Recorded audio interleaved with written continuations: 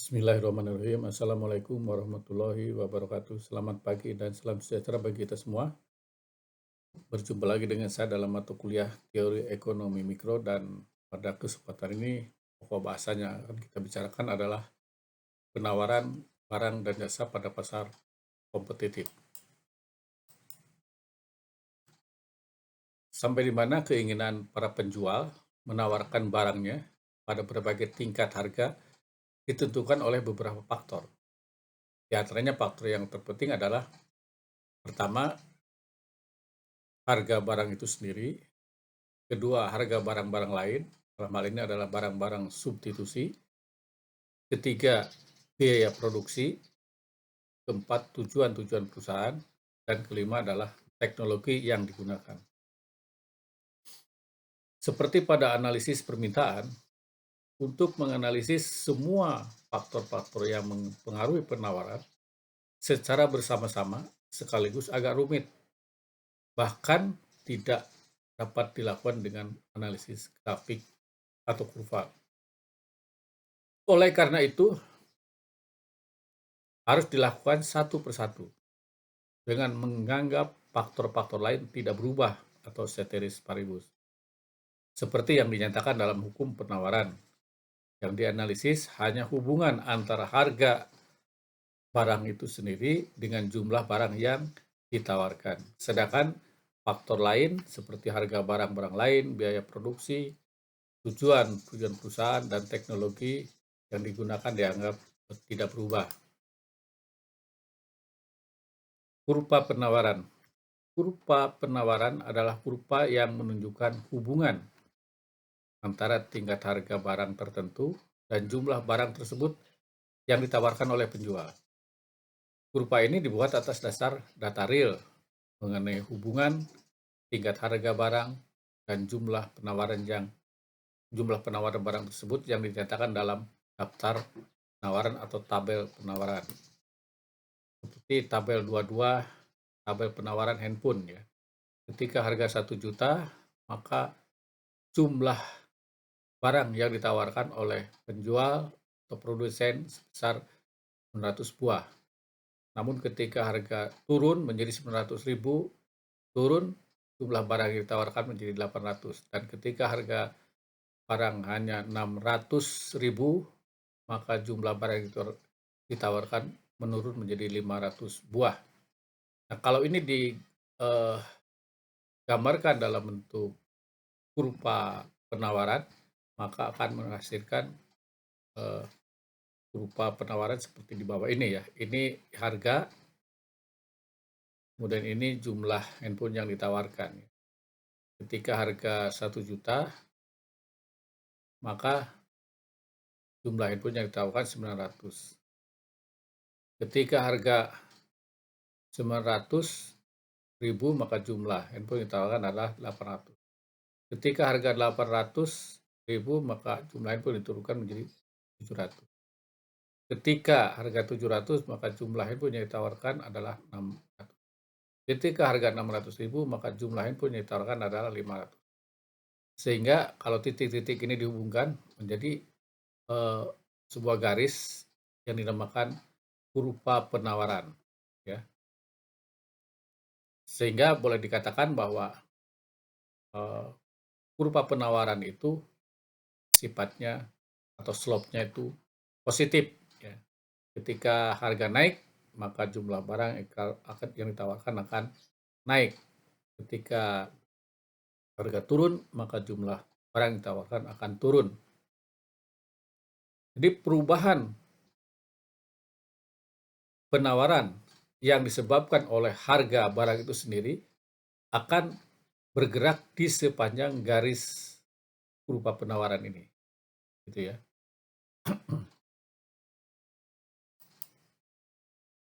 Fungsi penawaran. Fungsi penawaran adalah persamaan yang menunjukkan hubungan antara jumlah barang yang ditawarkan oleh penjual dan semua faktor yang mempengaruhinya. Fungsi penawaran secara umum ditulis QS sama dengan F. F itu fungsi ya, dari kurung buka gitu ya. PQ, PI I kecil, koma C, koma O, koma T kurung tutup. Ya, di mana QS atau quantity of supply itu jumlah barang yang ditawarkan, PQ itu harga barang itu sendiri, PII itu harga barang-barang lain, jadi I kecilnya itu artinya 1 sampai ke N, artinya barang lain yang ditawarkannya bisa lebih dari 1. O-nya itu adalah tujuan perusahaan, T-nya adalah teknologi yang digunakan. Fungsi ini dapat digunakan menganalisis pengaruh semua faktor tersebut secara bersama-sama sekaligus, tentu dengan perhitungan yang lebih rumit. Untuk memudahkan perhitungan, umumnya dilakukan analisis secara parsial, yaitu analisis satu demi satu dengan menganggap bahwa faktor-faktor lain ceteris paribus. Fungsi penawaran parsial ditulis sebagai berikut. QS sama dengan F kurung PQ, ini dengan garis tegak ya, PII, koma C, koma O, koma T kurung tutup. Di mana faktor yang di belakang, yang garis tegas ini adalah ceteris paribus, tidak berubah. Dari persamaan ini dapat dibuat fungsi penawaran spesifik, yaitu menjadi QS sama dengan A plus B PQ, di mana A-nya itu ini konstanta dan B-nya itu ini adalah koefisien perubahan. Dari tabel 22 kita bisa diperoleh persamaan penawaran sama dengan QS sama dengan minus 100 plus 0,001 PQ, di mana QS jumlah barang yang ditawarkan dan PQ adalah harga barang itu sendiri. Interpretasi dari persamaan ini adalah apabila harga HP itu naik Rp1, maka jumlah handphone yang ditawarkan akan naik sebesar 0,01 buah. Nah, dari mana persamaan ini? Persamaan penawar ini diperoleh dari tabel 22. Tabel 22 itu ini kan. Nah, ini tabel 22. Maaf.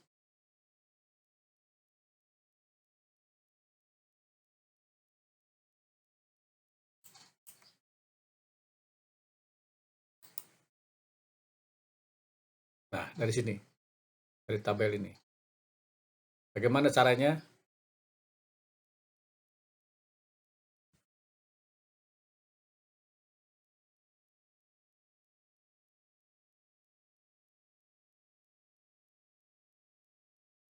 Nah, ini ya. Bagaimana caranya? Dapat nilai persamaan itu. Nah, ini ya fungsi penawarannya ya. Cara mendapatkannya. Pada harga HP 1 juta, jumlah HP yang ditawarkan 900 buah. Pada harga 900, maka jumlah yang ditawarkan adalah 800 buah. Jadi kita masukkan ke persamaan ini.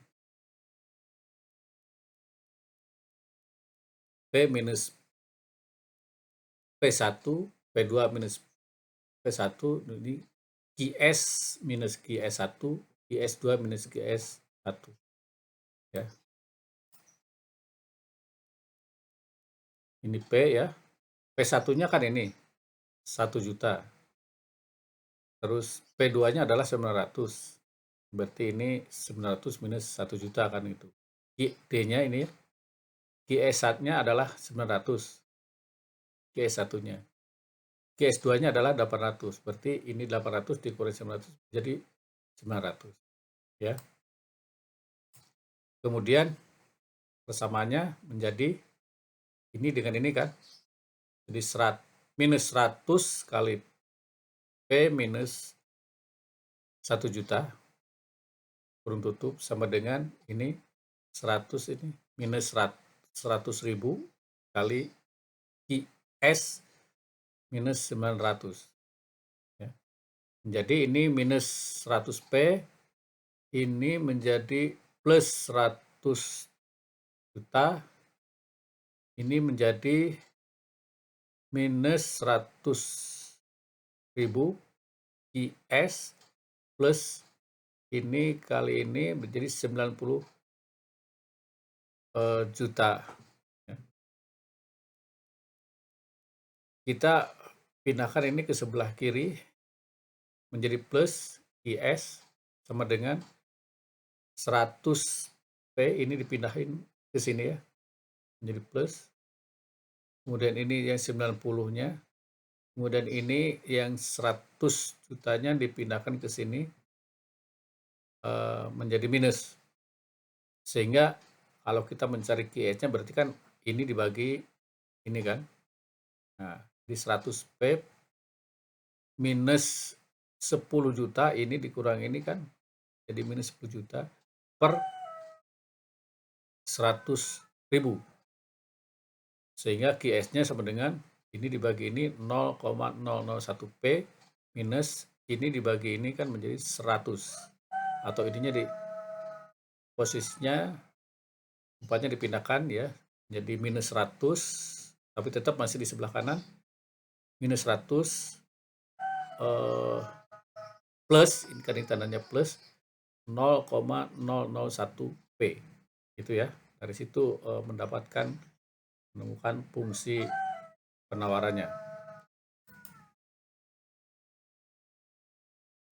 Kita kembali ya. Nah, dari fungsi penawarannya didapatkan dari situ ya. Kita lanjutkan. Pengaruh faktor lain selain harga barang itu sendiri ya. Kita lanjut. Telah dinyatakan bahwa penawaran suatu barang selain dipengaruhi oleh faktor harga itu sendiri juga dipengaruhi oleh faktor lain, seperti harga barang-barang lain, biaya produksi, tujuan perusahaan, dan teknologi. Analisis pengaruh faktor harga barang itu sendiri telah dibahas tadi ya, seperti dikatakan bahwa akan bergerak perubahannya di sepanjang kurva penawaran itu sendiri. Kalau itu karena faktor harga barang itu sendiri. Nah, untuk melengkapi analisis mengenai faktor-faktor yang mempengaruhi penawaran, berikut dibahas mengenai pengaruh faktor selain harga itu sendiri terhadap jumlah barang yang ditawarkan. Yang pertama, harga barang-barang lain. Sebagai contoh, karena gula impor harganya lebih murah daripada gula lokal, maka permintaan gula lokal menurun.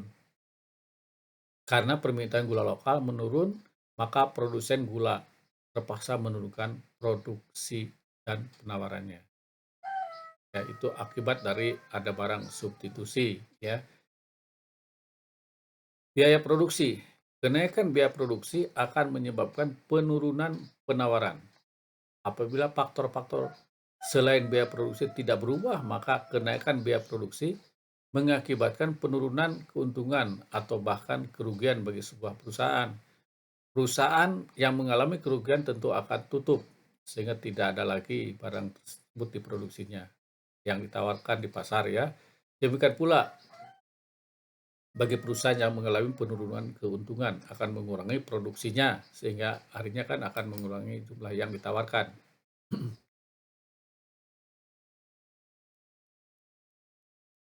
Tujuan perusahaan ya. Secara teoritis tujuan perusahaan adalah memaksimumkan keuntungan. Untuk memaksimumkan keuntungan tidak bisa dicapai dengan penggunaan kapasitas produksi maksimum, melainkan harus dengan penggunaan kapasitas produksi yang memaksimumkan keuntungan.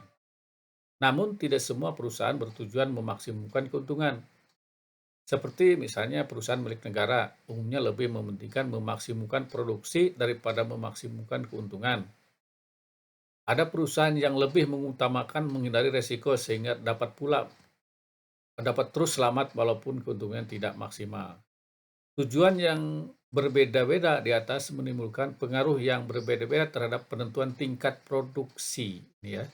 Dengan demikian, secara tidak langsung tujuan perusahaan akan mempengaruhi penawaran suatu barang. Kemudian teknologi. Dengan teknologi dapat mengurangi biaya produksi, meningkatkan produktivitas, meningkatkan mutu produk, dan menciptakan produk baru. Terhadap penawaran suatu barang, kemajuan teknologi menimbulkan dua akibat. Yang pertama adalah produksi dapat ditingkatkan dengan lebih cepat, dan yang kedua adalah biaya produksi lebih murah. Dengan demikian, keuntungan dapat menjadi lebih besar. Dari kedua akibat tersebut dapat disimpulkan bahwa kemajuan teknologi dapat menimbulkan penawaran suatu barang di pasar. Apabila pengaruh harga barang itu sendiri, ya, PQ-nya itu terhadap jumlah barang yang ditawarkan, biasanya ditunjukkan oleh pergeseran kurva naik turun di sepanjang kurva penawaran. Jadi seperti gambar ini ya. Jadi kalau perubahan itu karena faktor harga itu sendiri, maka perubahan itu akan berada di sepanjang garis kurva penawaran ini. Tapi kalau terjadi perubahan karena kemajuan teknologi, maka akan menggeser kurva penawaran itu ke kanan. Kalau terjadi peningkatan biaya produksi dengan catatan ceteris paribus, yang lain ceteris paribus tetap, maka akan menggeser kurva penawaran itu ke kiri. Ya, seperti itu. Jadi kesimpulannya bahwa perubahan penawaran yang disebabkan oleh faktor harga dari barang yang bersangkutan, maka akan bergerak perubahannya di sepanjang garis kurva penawaran ini. Tapi perubahan penawaran yang disebabkan oleh faktor-faktor di luar dari harga barang itu sendiri akan menggeser kurva penawaran itu ke kanan atau ke kiri.